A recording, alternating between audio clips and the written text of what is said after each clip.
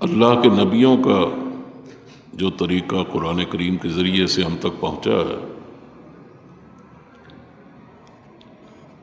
وہ یہ ہے کہ انہوں نے سب سے پہلے اللہ کا دین اپنے لوگوں تک پہنچایا ہے،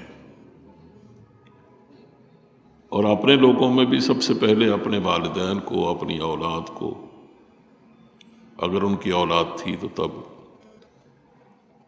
اور پھر درجہ بدرجہ جتنا ان کے قریب لوگ تھے ان تک اللہ کا دین پہنچانے کی کوشش فرمائی۔ اور اس میں کسی ایک نبی کی خصوصیت نہیں ہے، یہ معلوم ہوتا تمام انبیاء کرام کا اور تمام رسولان اعظام کا یہی طریقہ رہا۔ اسی طرح ہمارے یہاں جو مصلحین گزرے ہیں، اللہ کے نیک بندے گزرے ہیں، ان کا بھی طریقہ اس سے مختلف نہیں تھا۔ وہ سمجھتے تھے کہ اللہ کا دین ایک آب حیات کی مانند ہے، اس کے بغیر زندگی گزرنا ممکن نہیں، اللہ اس کے بغیر راضی نہیں ہوتا۔ کوئی اور طریقہ چاہے کتنا مفید اپنے تئیں سمجھ لیا جائے، اس کو اگر اختیار کر لیا جائے یا دوسروں تک پہنچایا جائے تو وہ اللہ کے یہاں قابل قبول نہیں ہے، اس سے آخرت نہیں بنتی۔ دنیا تو ہو سکتا ہے کہ دنیا جیسی کیسی کوئی آدمی سمجھتا ہے، اس کا تصور ہے تو اس کے مطابق بن جائے، لیکن جہاں تک اخروی زندگی کا تعلق ہے وہ تو انہی باتوں سے بنتی ہے جس سے اللہ راضی ہوتا ہے، جو اللہ نے جن کے احکام دیے ہیں، جو اللہ کے رسولوں نے جس کے مطابق زندگی گزاری ہے۔ اس کے مطابق زندگی نہیں گزرتی تو اس کا مطلب یہ ہے کہ اس کی دنیا بھی گئی، اس کی آخرت بھی گئی۔ تو اس لیے اللہ کے رسولوں کا طریقہ یہ رہا ہے کہ انہوں نے اپنے لوگوں کو سب سے پہلے اللہ کے دین کا ہدف بنایا ہے۔ اس لیے نبی کریم صلی اللہ علیہ وسلم کو ہم دیکھتے ہیں کہ جب حضور اللہ کے رسول بنائے گئے ہیں اور آپ کو بعثت، آپ کو نبوت کے منصب پر فائز کیا گیا ہے، تو سب سے پہلے جو آپ پر ایمان لائی ہیں عورتوں میں سے وہ آپ کی بیوی ہیں، آپ کی اہلیہ محترمہ، اور وہ اس لیے ایمان لائی کہ انہوں نے تنہائیوں میں بھی اور عام زندگی میں بھی نبی کریم صلی اللہ علیہ وسلم کو دیکھا تھا، اور جیسا ان کو اجلی زندگی گزارتے ہوئے دیکھا اور آپ کے بلند اطوار کو دیکھا، بلند کردار کو دیکھا، اور یہ محسوس کیا کہ آپ واقعی باقی لوگوں سے بالکل مختلف ہیں، تو وہ سمجھ گئیں کہ یہ شان صرف اللہ کے رسولوں کی ہو سکتی ہے۔ اس لیے جیسے نبی کریم صلی اللہ علیہ وسلم نے آپ کو اگر بتایا کہ مجھ پر ایک آنے والا آیا ہے، اترنے والا اترا ہے، اور اس نے مجھ پر یہ 7 آیتیں اتاری ہیں اور جو سورہ القلم میں موجود ہیں، تو القلم میں نہیں بلکہ سورہ اقراء میں بھی اور بھی اس کے نام ہیں، تو انہوں نے فوراً آپ پر ایمان لانے کی کوشش کی اور ایمان کا اعلان کیا۔ اس لیے عورتوں میں سب سے پہلے ایمان لانے والی نبی کریم صلی اللہ علیہ وسلم کی زوجہ محترمہ۔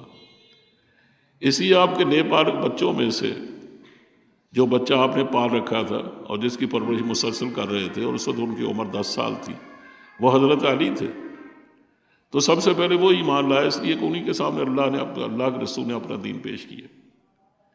آپ کے اپنے دوستوں میں سے سب سے پہلے جو ایمان لائے وہ صدیق اکبر ہیں، اس لیے کہ وہ نبی کریم صلی اللہ علیہ وسلم زندگی کو سب سے زیادہ جانتے تھے، اور آپ اللہ کا دین پیش کرنے والے جن لوگوں کو اور جن قدر و منزلت رکھنے والے اور کاروباری لوگوں میں سے جن کو آپ نے مخصوص فرمایا، ان میں صدیق اکبر سب سے پہلے آدمی۔ یہ عثمان غنی یا سعد بن ابی وقاص یا عبد الرحمن بن عوف جو کاروباری لوگ ہیں،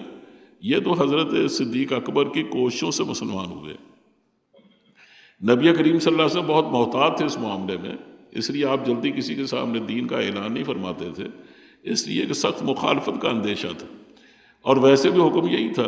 کہ انذر عشیرتک الاقربین، کہ اپنے لوگوں کو سب سے پہلے اللہ کا دین پہنچائیے، اللہ سے ڈرائیے۔ اور پھر بہت مدت کے بعد جا کر اس کا حکم دیا گیا کہ عام لوگوں کو فاصطع بما تؤمر واعرض عن المشرکین، عام لوگوں کے سامنے بھی اللہ کا حکم آیا کہ آپ دین پہنچائیے۔ کئی اللہ کے رسول ایسے تھے، حضرت اسماعیل علیہ السلام، کہ یہ اپنے گھر میں سب سے پہلے نماز کا حکم دیا کرتے تھے۔ یہ نماز سب سے پہلے فرض ہوتی ہے احکام میں سے، یعنی عقیدے کے بعد، عقیدے کی درستی کے بعد احکام میں سے جو سب سے پہلا حکم آتا ہے امتوں کی طرف، وہ اللہ کی نماز پڑھنے کا ہے۔ اسی کہ نماز ایک جامع قسم کی عبادت ہے جس میں ساری خصوصیات جمع ہو جاتی ہیں جو فردن باقی عبادات میں ملحوظ رکھی گئی. اس لیے ان میں اس کا حکم دیا، اس لیے اس کا ذکر فرمایا وَكَانَ يَأْمُرُ أَهْلَهُ بِالصَّلَاةِ. یہ لوگ اپنے یعنی حضرت اسماعیل علیہ السلام اپنے اہل کو، اپنے گھر والوں کو نماز کا حکم دیتے تھے. نبی کریم صلی اللہ علیہ وسلم کے بارے میں یہی فرمایا کہ آپ کو حکم دیا گیا کہ وَأْمُرْ أَهْلَكَ بِالصَّلَاةِ وَاصْطَبِرْ عَلَيْهَا. آپ اپنے گھر والوں کو نماز کا حکم دیجیے اور خود بھی اس کی پابندی کیجیے. یعنی جن باتوں کا کی آپ کو پابندی کا نہ حکم دیا گیا ہے، اسی کا آپ کے گھر والوں کو پابندی کرانے کا حکم بھی دیا گیا ہے. تو کہنا یہ ہے کہ جتنے بھی انبیاء کرام گزرے ہیں انہوں نے ہمیشہ اپنے گھر سے آغاز کیا ہے اللہ کے دین کے پہنچانے کا. لیکن یہاں چاروں طرف ہم چونکہ دیکھتے ہیں اپنے مسلمانوں کو ہی، اس لیے یہاں یہ جو انبیاء کا طریقہ ہے وہ اس کی اگر ہم نقل کرنا چاہیں تو وہ صرف اس حد تک ہے کہ ہم اپنی اولاد کو اللہ کا دین پوری طرح پہنچائیں، ان کی عادات کو ویسے اس قالب میں ڈھالیں، اور اسی طرح ان کو وہ ساری چیزوں کا حکم دینے کی کوشش کریں اور وہ سارے فرائض ان سے ادا کرائیں، اور اس طرح جن باتوں کا ان کو واجبات کی حد تک ان کو پابند کیا گیا ان واجبات تک ہم پہنچائیں. اس لیے قرآن کریم نے جو بات یہاں فرمائی ہے وہ علی الاطلاق فرمائی ہے اور بڑی لپیٹ کے فرمائی ہے کہ قوا انفسکم واہلیکم نارا، کہ لوگوں اپنے آپ کو جہنم کی آگ سے بچاؤ اور اپنے گھر والوں کو جہنم کی آگ سے بچاؤ. اب گھر والوں میں بیوی بھی شامل ہیں، بیٹیاں بھی شامل ہیں، بیٹے بھی شامل ہیں، اور اگر ان کے گھر میں کوئی اور لوگ رہتے ہیں، مثلا ان کے بعض دفعہ ایسا ہوتا ہے کہ کامن فیملی ہے، دوسرے بھائی بھی رہتے ہیں، ان کی اولاد بھی رہتی ہے، یہ سارے ان گھر والوں میں شامل ہیں کہ ان کو اپنی ذمہ داریاں جو آپ پر عائد ہوتی ہیں، یعنی بھتیجوں کے بارے میں، بھائیوں کے بارے میں اتنی کڑی ذمہ داری تو نہیں ہے جتنی کڑی ذمہ داری اپنی اولاد کے بارے میں. تو جس طرح اللہ نے آپ کو اپنی اولاد کے بارے میں ذمہ دار ٹھہرایا ہے، یہ ان کے بارے میں تو نہیں ٹھہرایا، لیکن پھر بھی وہ چونکہ ایک گھر میں رہتے ہیں تو آپ کی ذمہ داری ہے کہ ان تک اللہ کا دین پہنچائیں اور ان کو پابند بنانے کی کوشش کریں. یعنی جب آپ نکلتے ہیں مسجد جانے کے لیے تو آپ کی اولاد ہی نہ جائے بلکہ آپ کے بھتیجے بھی جائیں، آپ کے پوتے بھی جائیں، اور آپ کے بھائی بھی آپ کے ساتھ نکلے. اس کی ذمہ داری کو ادا کرنے کی آپ کوشش کریں. اور لیکن اس میں ظاہر ہے کہ ادائیگی میں فرق تو ہے کہ آپ کی اپنی اولاد اگر نہیں نکلتی تو آپ کو ان سے تعلق رکھنے کی اجازت نہیں. یہ اچھی طرح سمجھ لیجیے، آپ پڑھے لکھے لوگ ہیں کہ نبی کریم صلی اللہ علیہ وسلم نے ارشاد فرمایا کہ جب بچہ 7 سال کا ہو جائے تو اسے نماز پڑھواؤ، نماز کا حکم دو اسے. لیکن لیکن اس پر سختی کرنے کی اجازت نہیں ہے کہ آپ اس کو ترغیب دیں اور زبانی کلامی ترغیب سے کام بھی دیں. لیکن جب 10 سال کا ہو جائے تو اب آپ اس کی پٹائی بھی ہلکی پھلکی کر سکتے ہیں. اور اگر 12 سال کا ہو جائے اور پھر وہ نماز کے قریب نہیں جاتا تو آپ مزید سختی کریں. اور اگر 15 سال کے بعد بھی یعنی بالغ ہونے کے بعد بھی وہ نماز کے قریب نہیں جاتا، نماز کا یعنی آپ اس کو بار بار تنبیہ کرتے ہیں لیکن وہ اس سے باز نہیں آتا، وہ بے نماز ہے، تو آپ اس کو گھر سے نکال دیں، اپنے ساتھ رکھنے کی اجازت نہیں. باپ کو اس بات کا حکم دیا گیا ہے کہ وہ اپنی اولاد کو 7 سال کی عمر میں بلکہ 10 سال کی عمر تک وہ ترغیب سے کام لے، اور جب اس کے بعد بھی نہیں وہ کرتا تو پھر ترغیب سے کام لے. اور اگر 12 سال کی عمر کے بعد بھی وہ اللہ کے گھر کی طرف رخ نہیں کرتا بلکہ اس سے بدکتا ہے تو اب آپ اس کو سختی کریں،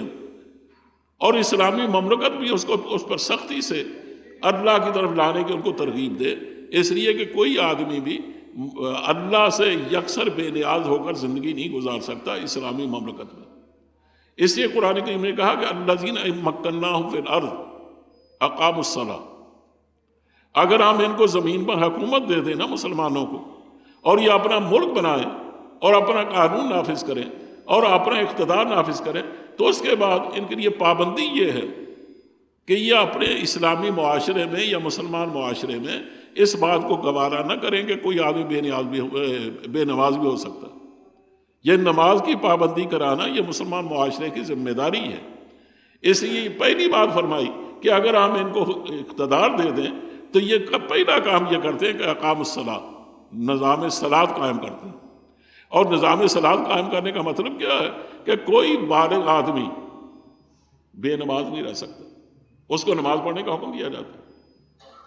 اور بعض دفعہ سعودی عرب اس پر عمل کرتا رہا ہے، اب تو میرا خیال ہے کہ شاید وہ عمل نہیں کرتا، لیکن ایک زمانہ تھا کہ وہ اس پر عامل تھا،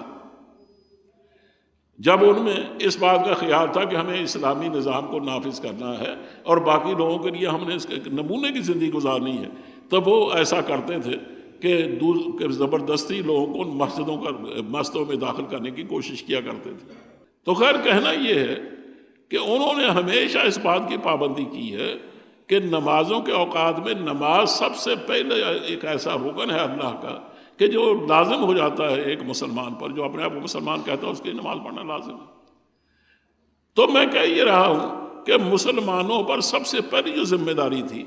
کہ نوجوان بیٹا جیسے ہی ایک جوان ہوتا تھا تو اس پر گھر والے پابندی کرتے تھے، اور اگر اسلامی حکومت یعنی کہیں اللہ نے اقتدار دے رکھا ہے تو اسلامی حکومت بھی پابندی کراتی تھی کہ ان سے نماز پڑھوائے۔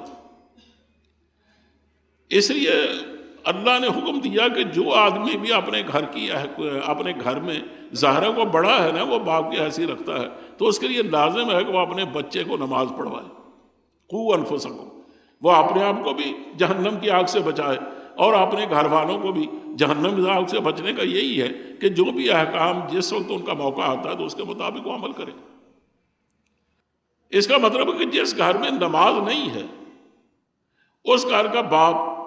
اور اس گھر کا اگر بڑا اس کا بھائی ہے تو وہ ذمہ داری ہے محسوس کرے اور سمجھے کہ میں کل کو اللہ کے یہاں اس کا جواب دہ ہوں کہ میں اس سے پوچھا جائے گا کہ تمہاری موجودگی میں آخر تمہارے گھروں میں نماز نہیں ہوتی تھی تو کیوں آخر تم نے نماز کیوں نہیں پڑھائی اس کی، اور تم نے گھر میں نماز کا چلن کیوں نہیں عام کیا۔ اسی طرح کہ جو اگر فرض کرے کوئی بچہ کمانے لگتا ہے تو باپ کی ذمہ داری ہے کہ اگر وہ صاحب نصاب ہے تو ان سے زکوٰۃ ادا کروائیں، اور اگر ان پر حج فرض ہو جاتا ہے تو ان سے حج کریں، ان پر فریضہ حج کی ادائیگی لازم ہو جاتا ہے تو ان کو حج پر بھیجیں، یعنی اگر ان کے پاس باقی دولت ہے۔ اور اسی طرح باقی جو احکام ہیں، جو واجبات ہیں، جو فرائض ہیں، ان کو ادا کروانا یہ ذمہ داری ہے باپ کی۔